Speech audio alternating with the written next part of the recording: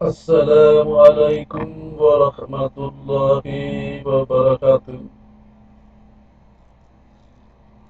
Selamat berjumpa kembali, Sobat Aib yang saya hormati, adik-adik mahasiswa yang saya cintai. Hari ini kita kembali akan melanjutkan kuliah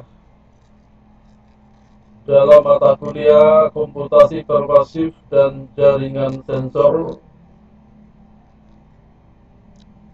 di mana pada pertemuan yang ke-8 ini, pertemuan pertama dari materi UAS, kita akan membahas tentang sensor magnetic flux gate. Sebelumnya kita sudah membahas dua jenis sensor, yaitu sensor AMR, anisotropic magnetoresistance, dan GMI, giant magnetoimpedance. Maka kali ini kita akan masuk ke pembahasan ketiga dari sensor, yaitu sensor magnetic flux gate. Di dalam pembahasan sensor magnetic flux gate ini, kita akan membahas pertama-tama adalah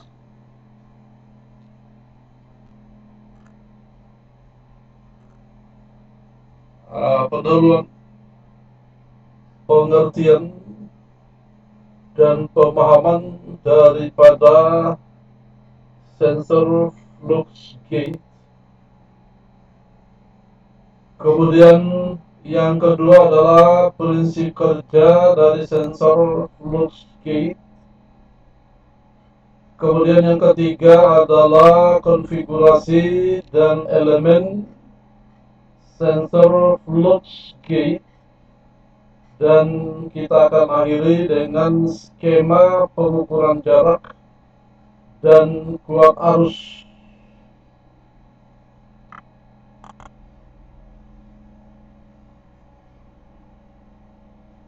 Ya, kebutuhan akan otomatisasi dewasa ini terus meningkat seiring dengan laju pertumbuhan penduduk dan perkembangan teknologi. Hal ini berdampak pada peningkatan pemanfaatan sensor dalam berbagai teknologi, terutama dalam hal ini adalah sensor magnetik.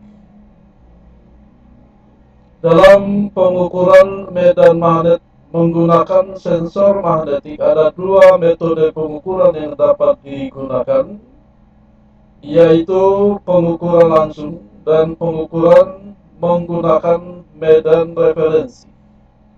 Masing-masing metode mempunyai keunggulan dan kekurangan, namun pada pengukuran medan magnetik lemah, metode medan referensi memberikan hasil yang lebih akurat. Salah satu sensor magnetik dengan metode tersebut adalah sensor flux gate,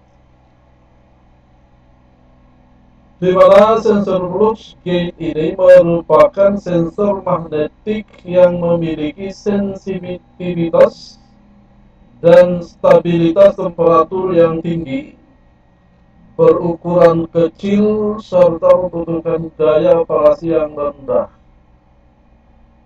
Selain itu, sensor flux gate mampu mendeteksi medan magnet lemah dalam rentangan 0,1 nanotesla sampai dengan 1 militesla, baik dalam arus arah DC maupun dalam arus bolak-balik AC, serta mampu mendeteksi arah medan magnet dalam ruang 3 dimensi, sehingga sensor flux gate termasuk kelompok magnetometer vektor.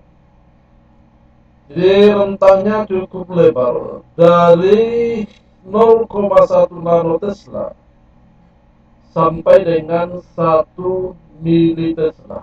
Ya, jadi cukup jauh rentang pengukuran yang dapat dilakukan oleh sensor flux gate. Flux gate pertama kali diperkenalkan pada tahun 1930. Sensor flux gate adalah sebuah sensor yang bekerja berdasarkan prinsip perbandingan medan magnet eksternal yang diukur dan ditandai dengan BEXT, jadi B eksternal, dan medan magnet referensi diberi simbol BREF. Medan referensi dapat berbentuk sinyal bolak-balik sinusoida, bisa juga dalam bentuk persegi atau segitiga. Kemudian dieksitasikan pada inti melalui kumparan primer. Medan magnet referensi BREF disuperposisikan dengan medan magnet yang diukur, yaitu B eksternal, BEXT, ya, pada bahan inti yang ditangkap oleh kumparan sekunder, yang dalam hal ini disebut sebagai pick up coil, untuk dievaluasi. Untuk mendapatkan kelinearan antara sinyal keluaran terhadap medan magnet yang ditangkap oleh sensor, perlu digunakan pendekatan menggunakan prinsip harmonisasi kedua. Perhatikan gambaran skema gambaran tentang sensor flux gate. Prinsip kerja sensor flux gate. Perhatikan bahwa ada medan magnet dari luar, sehingga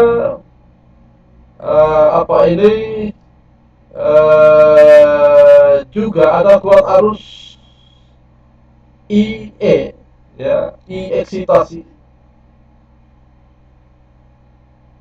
Rancangannya adalah terdiri dari dua kumparan. Kumparan yang pertama adalah kumparan pick up, dan yang kedua adalah kumparan eksitasi. Jadi kita perhatikan bahwa di kumparan pick up itu merupakan kumparan yang berada atau dilingkupi di dalam atau dikelilingi oleh kumparan eksitasi. Ya. Jadi di sini dari eksitasi ada I eksitasi mengalir, ya, sehingga dia menimbulkan mengalir dan kemudian didirikan pada sebuah bahan, ya, bahan seperti amor misalnya, ya, seperti kobalt misalnya atau yang lain, ya, dililitkan, kemudian dia di tengah-tengah dari dua lilitan ini ada namanya kumparan pick up. Pada arus yang mengalir pada kumparan eksitasi ini, maka timbul yang kita sebut dengan medan eksitasi. Ya. Kemudian pada kumparan pick up akan timbul tegangan, keluaran, dan kita sebut dengan V out.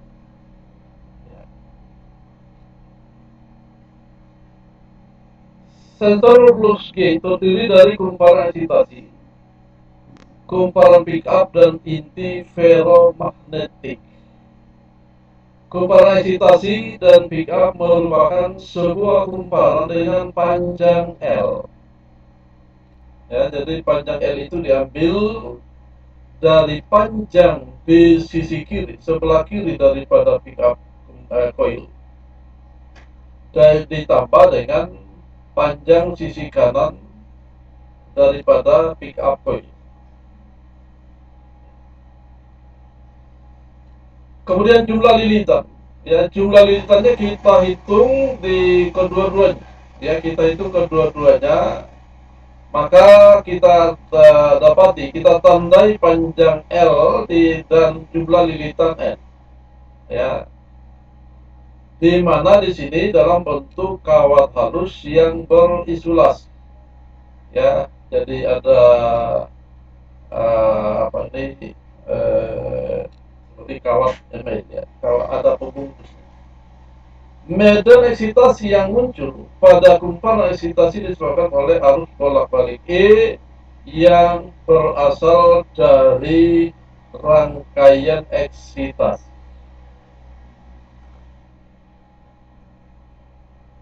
Kumparan eksitasi digunakan untuk membangkitkan medan magnet, sedangkan kumparan sekunder berfungsi untuk menangkap perubahan medan magnet yang ditimbulkan oleh kumparan eksitasi.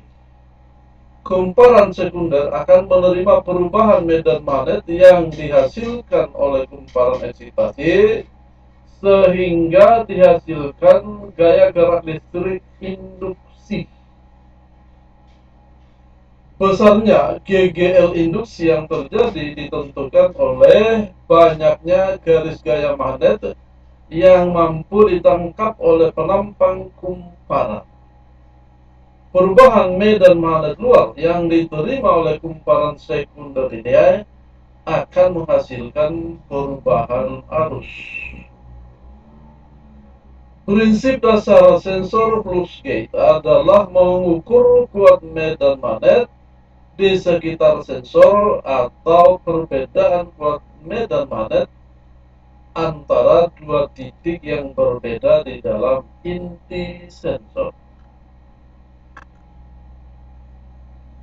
Konfigurasinya ada dalam bentuk tiga bentuk, ya, bisa dalam tiga bentuk, ya. Jadi yang tadi adalah yang ini, ya, konfigurasi dasar daripada sensor flux gauge, di mana ada kumparan eksitasi yang melingkupi kumparan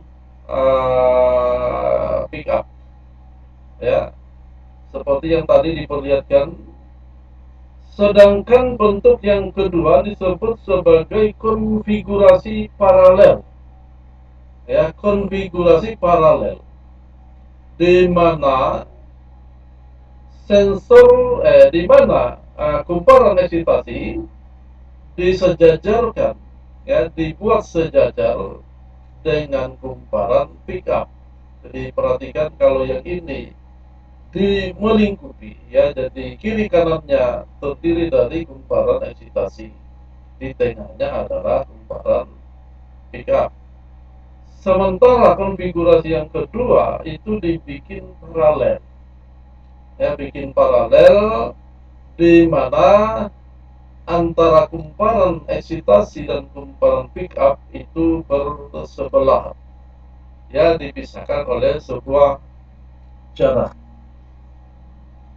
Dan konfigurasi yang ketiga disebut dengan konfigurasi ortogonal, di mana, ya, di mana antara kumparan eksitasi dan kumparan pick up itu dibuat saling tegak lurus, di mana kumparan eksitasi itu berada di dalam kumparan pick up, ya. Di sini yang dialiri arus listrik itu adalah kumparan eksitasi, ya, yang mendapatkan aliran arus itu adalah kumparan eksitasi dalam konfigurasi apapun Kemudian kumparan eksitasi itu akan membangkitkan medan magnet pada kumparan pick up sehingga timbul tegangan output, ya, timbul tegangan output baik dari konfigurasi dasar, konfigurasi paralelnya atau bentuk konfigurasi ortogonal. Ya, flux gate paralel adalah sensor flux gate dengan arah medan eksitasi sejajar. Ya sudah. Eh, Flux gate ortogonal adalah sensor flux gate dengan arah medan eksitasi tegak lurus arah medan eksternal yang diukur. Ya, kita lihat bagaimanakah bekerjanya, bagaimanakah bentuk daripada medan eksitasi. Ini digambarkan dalam skema seperti berikut ini. Ya, perhatikan bahwa ketika sebuah katakanlah pengantar dililitkan, ya, sejumlah lilit, ya, sejumlah putaran, maka uh, itu akan timbul garis-garis medan magnet, ya, garis-garis medan magnet yang menembus terowongan lilitan, terowongan kumparan, ya, menembus terowongan kumparan, berputar di sini, ya, garis-garis medan magnetnya berputar di sini, dan itu kita sebut sebagai garis medan magnet interior, ya, garis medan magnet interior.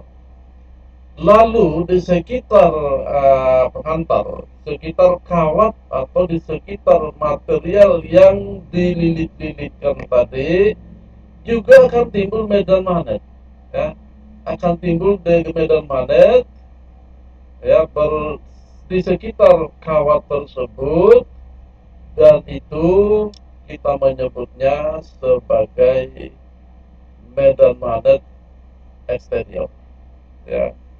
Jadi ada garis medan magnet yang menembus terowongan, ya, menembus terowongan kumparan, dan ada medan magnet yang timbul di sekitar kawat, ya, di sekitar kawat yang menembus terowongan disebut sebagai garis medan magnet atau garis gaya magnet interior, sementara yang di sekitar kawat itu disebut sebagai garis gaya magnet eksterior. Ya, diilustrasikan di sini bahwa jadi ini sebenarnya gambaran dari bahwa garis medan itu berbentuk lingkaran. Ya, medan itu digambarkan membentuk lingkaran, di mana lingkaran itu, ya, kalau dia berputar pada sebuah penghantar, berkisar di sekitar penghantar, maka garis itu ada, kita lihat sebagai menuju kepada pengamat, ya, dan ada yang meninggalkan pengamat. Ya, berarti dia ada yang menuju ke bidang ke atas bidang kertas, kalau digambarkan di kertas dengan kali, ya, dan ada yang menembus ke bawah dari bidang kertas, dan itu digambarkan dengan titik, ya, bahwa uh, berdasarkan kaidah tangan kanan yang menimbulkan nilai medan yang tidak nol itu adalah medan yang membentuk sudut, ya, medan yang membentuk sudut dengan kuat arus, ya, membentuk sudut dengan kuat arus. Jika sudutnya tidak ada atau sejajar, maka medan tidak. ya, maka medan tidak ada. Karena medan itu adalah sebuah besaran vektor. Medan magnet yang dihasilkan oleh arus eksitasi akan menginduksi inti ferromagnetik sehingga terjadi perubahan flux magnetik di dalam kumparan eksitasi. Perubahan flux magnetik akan semakin besar sesuai dengan permeabilitas bahan yang digunakan sebagai inti. Laju perubahan flux magnetik, ya, flux itu adalah garis-garis gaya magnetik, akan ditangkap oleh kumparan pick up dalam bentuk gaya gerak listrik. Ya, jadi itulah makanya timbul tegangan listrik yang kita sebut tadi sebagai, dalam gambarnya sebagai V out, ya, tegangan keluar, ya, karena adanya GGL, ya, gaya gerak listrik. Seberapa besar tegangan keluar yang diperoleh, yang dihasilkan dari kumparan pickup, ya, atau disebut juga sebagai kumparan sekunder, itu dinyatakan sebagai laju perubahan flux magnet di dalam inti, dan berdasarkan hukum Faraday, amplitudo tegangan keluaran induksi dituliskan sebagai V out sama dengan minus N d dpc, ya, dpc dt, dpc dt, sorry, d theta dt.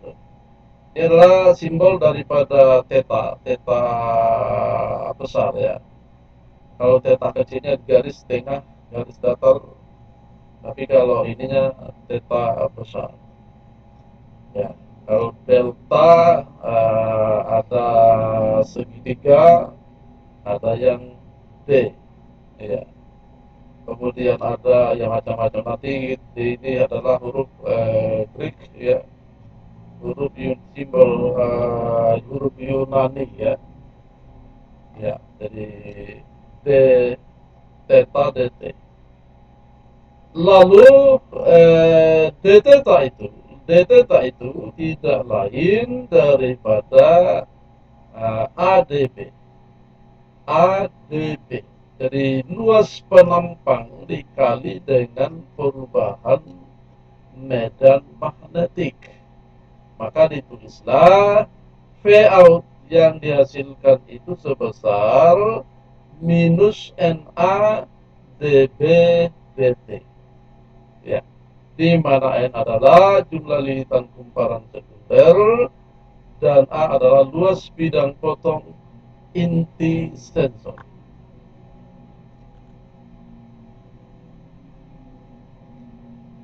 Maka tegangan keluaran harmonisasi kedua pada kumparan sekunder dapat dituliskan sebagai V out sama dengan di kumparan kedua, ya, pada yang keluar pada kumparan yang kedua itu sama dengan minus 3B0 NA omega A3H eksternal dikali dengan H referensi kuadrat, H referensi maksimum kuadrat, dikali sinus 2 omega T.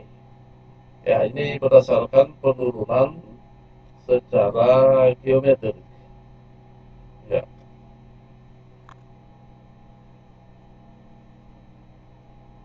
Menurut hukum Ampere, kumparan solenoida ini akan menimbulkan medan magnet di tengah-tengah kumparan. Medan magnet tersebut dapat diketahui dengan menggunakan hukum Ampere. Ya, ya, ini dari gambar yang, ya, nanti di bagian terakhir jadi gambarnya, ya, di mana di dalam bagian hukum Ampere, ya di bagian pembahasan tentang hukum ampere ya, jadi gambarnya tidak disertakan di sini. Sorry, jadi tadi ada gambar ya ini ya. Jadi perhatikan di sini kita nyatakan luasan A, B, C, D ya. Jadi A, B, C, D yang berbentuk persegi ya. Kita lihat bahwa di sisi manakah ya, di sisi manakah yang menimbulkan medan magnet.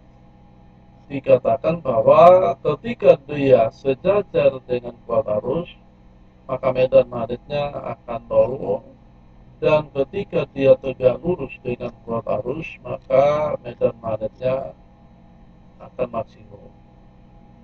Ya, jadi dari luasan ini kemudian muncul integral seperti ini. Jadi A, B, C, D, A luasan ya. Jadi luasan B dot dl itu sama dengan integral keliling A, B, C, D, A B dot dl sama dengan mu 0 I ya, mu 0 I. Maka setelah diintegrasikan dengan mengambil panjang daripada kumparan, panjang limitan tadi adalah L dan jumlah limitan adalah N, maka diperoleh B itu sama dengan nu 0 ya, nu 0 NE dibagi dengan L, di mana nu 0 ini adalah sebuah konstanta yang harganya akan bergantung kepada bahan yang digunakan ya, pada bahan yang digunakan.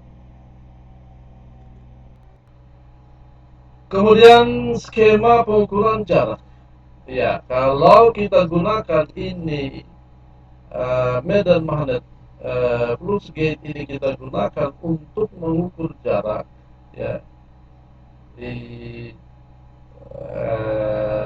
contohnya adalah speedometer ya, speedometer yang terdapat di kendaraan bermotor ya, yang terdapat di kendaraan bermotor. Ilustrasinya, skema pengukurannya itu berdasarkan seperti yang dipraktekkan seperti ini ya, ya. Di mana ya, di mana ini gambarannya di inset, diperbesar ya, diperbesar. Di mana di sini ada target, ya, di sini ada target dan di sini ada sensor. Jadi ketika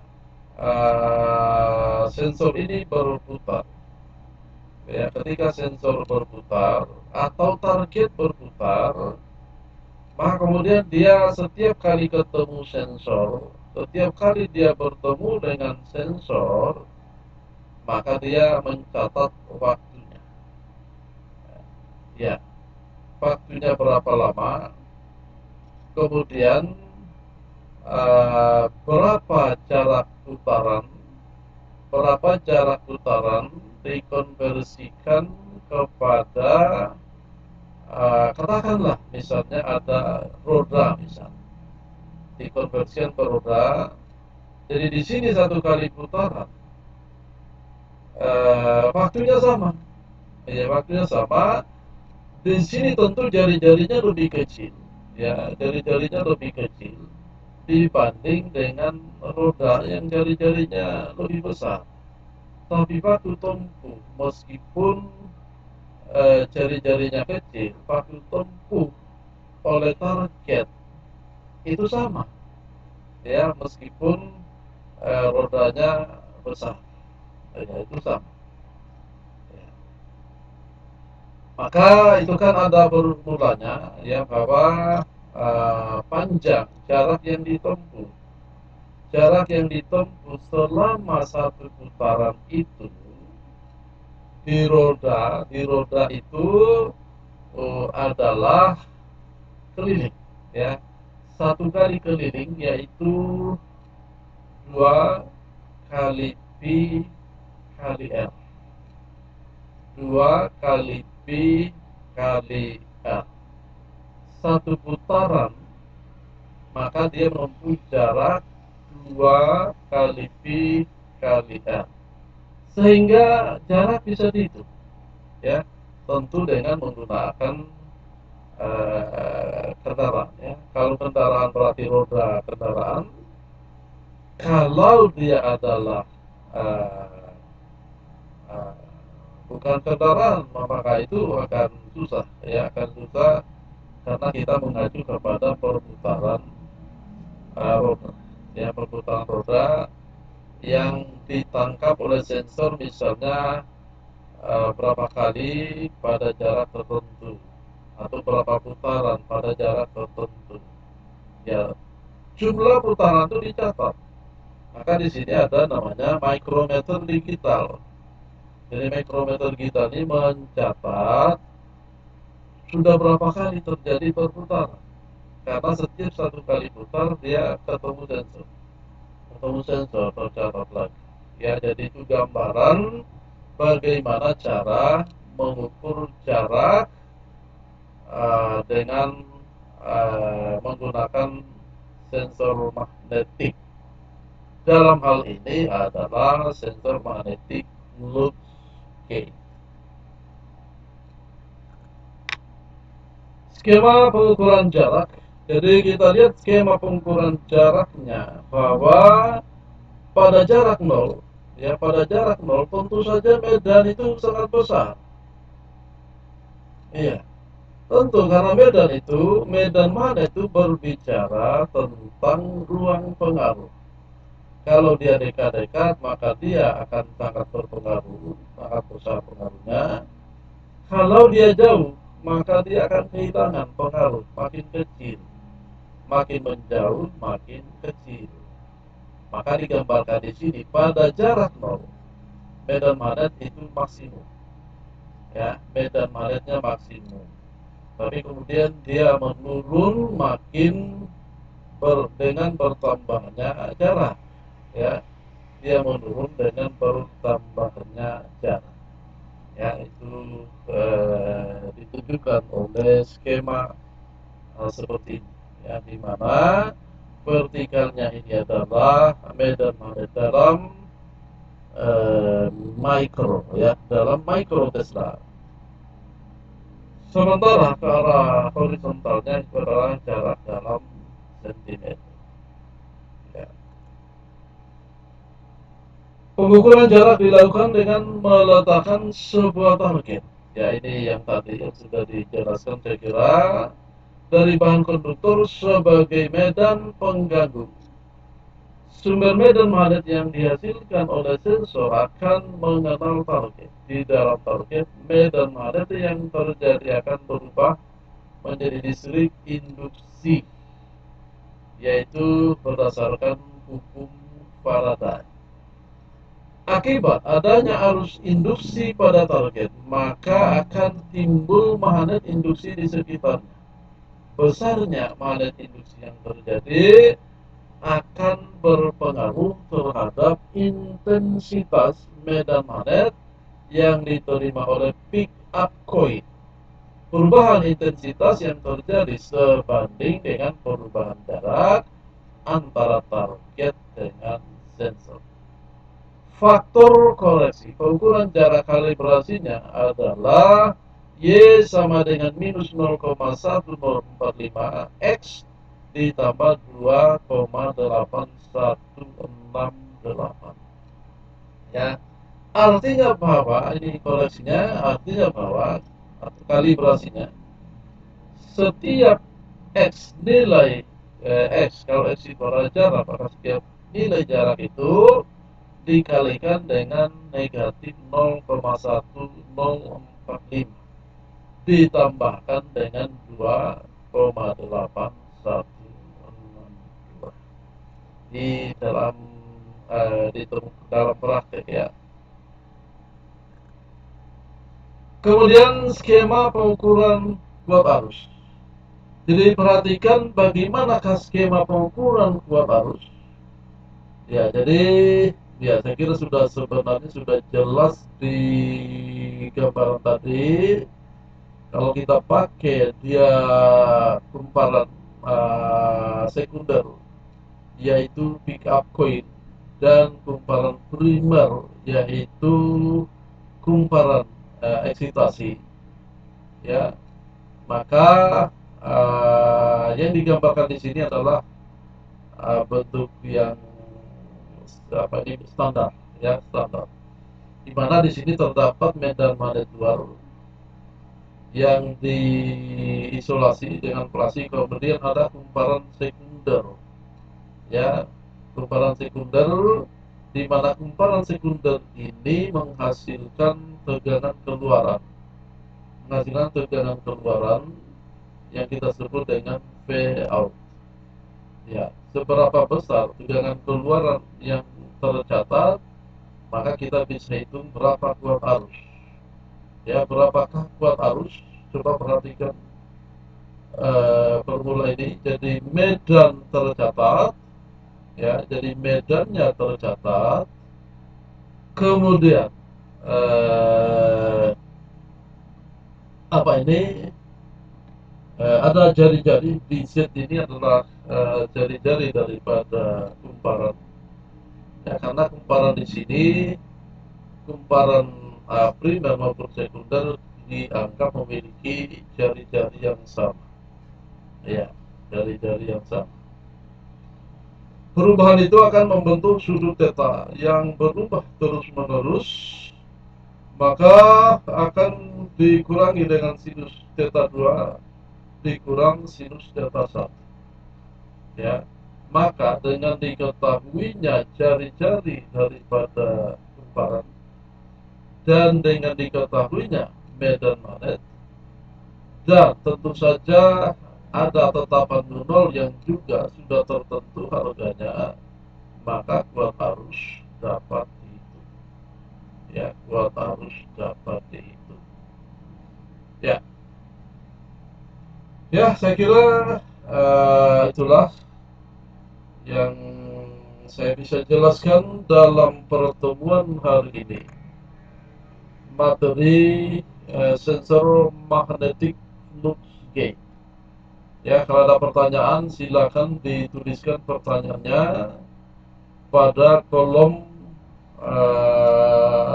komentar video pemaparan materi ini, dan juga bisa ditanyakan langsung pada saat tatap muka kuliah daring, tatap muka kuliah online.